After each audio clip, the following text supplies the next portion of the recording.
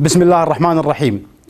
تزامنا مع مرور 50 عام على تطبيق الدستور الكويتي وإنشاء الدولة المدنية الحديثة ودولة المؤسسات، انتقلت الكويت نقلة نوعية من خلال عدم تحصيل منصب رئيس مجلس الوزراء عن المحاسبة السياسية، وبذلك كان لدينا أول رئيس مجلس الوزراء سابق.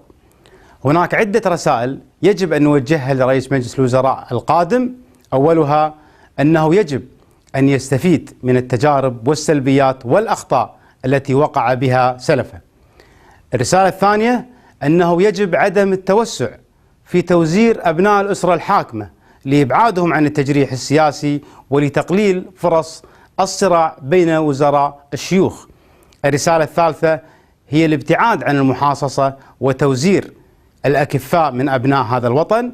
الرسالة الرابعة هي إعطاء الصلاحيات المطلقة لجميع الوزراء دون تدخل رئيس مجلس الوزراء في عمل وزاراتهم. الرسالة الخامسة هي أنه يجب أن تتم هناك محاسبة داخل مجلس الوزراء قبل أن تكون هناك محاسبة داخل مجلس الأمة. الرسالة الأخيرة وهي الرسالة الأهم هي أنه يجب على رئيس مجلس الوزراء القادم أن يؤمن بالديمقراطية وأن يؤمن بالدستور وأن يتعامل مع مجلس الأمة بالشفافية من خلال حضور الجلسات والقبول بالمساءلة البرلمانية العلنية.